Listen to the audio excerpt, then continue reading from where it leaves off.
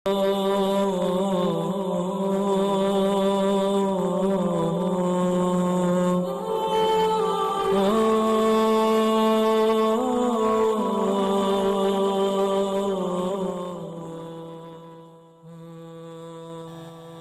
باللہ من الشیطان الرجیم بسم اللہ الرحمن الرحیم۔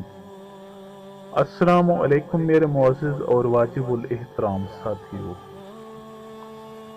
دوستو، ایک بادشاہ کا وزیر بڑا نیک اور وفادار تھا۔ وہ ہر کام میں پہلے اللہ تعالیٰ کی رضا کو مد نظر رکھتا تھا اور پھر ہر کام میں بادشاہ کی اطاعت کرتا تھا۔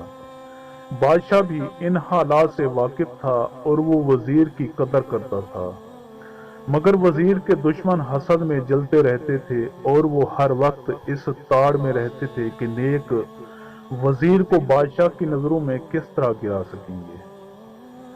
ایک دفعہ ان حاسدوں کو معلوم ہوا کہ وزیر نے کئی لوگوں کو اس شرط پر روپے قرض دے رکھے ہیں کہ جب بادشاہ مر جائے گا تو یہ قرض وصول کر لیا جائے گا۔ ایک حاسد بادشاہ کے پاس آیا اور اس سے کہا، جہاں پناہ، یہ وزیر آپ کا خیر خواہ نہیں ہے۔ اس نے لوگوں کو اس شرط پر قرض دے رکھا ہے کہ آپ کی وفات کے بعد لوگوں سے واپس لیا جائے گا۔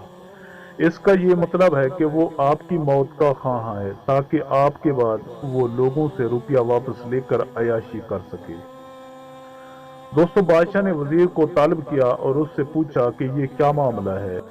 وزیر نے دست بستہ عرض کی کہ عالم پناہ، یہ سچ ہے کہ میں نے اس شرط پر لوگوں کو روپیے دیے ہوتے ہیں، لیکن میں نے یہ بات خیر خواہی سے کی ہے، بدخواہی سے نہیں۔ میری غرض تو یہ ہے کہ بیچارے مقروض ہمیشہ آپ کی زندگی کی اور سلامتی کے لیے دعا کرتے رہیں تاکہ انہیں قرض واپس کرنے کی نوبت نہ آئے، کیونکہ عقل مند آدمی دعا کو غنیمت جانتے ہیں تاکہ مصیبت کے تیر کے سامنے زرہ کا کام دے۔ بادشاہ کو وزیر کا جواب بہت پسند آیا۔ اس نے حاسدوں کو سزا دی اور وزیر کا رتبہ بڑھا دیا۔ دوستو، اس واقعے سے ہمیں یہ سبق ملتا ہے کہ حاسد ہمیشہ نقصان میں رہتا ہے اور اپنے حسد میں ہی جلتا کٹتا رہتا ہے، لہذا حسد سے بچنا چاہیے، یہ گناہ کا کام ہے۔ اس کے مقابلے میں رشک کرنا چاہیے اور محنت اور لگن سے کام کرنا چاہیے۔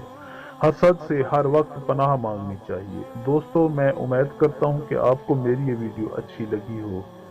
اگر آپ کو میری یہ ویڈیو اچھی لگے تو پلیز آپ میرے چینل کو سبسکرائب اور اس ویڈیو کو لائک ضرور کیجیے اور اپنی قیمتی آراء کا اظہار نیچے کمنٹ سیکشن میں کرنا مت بھولیے۔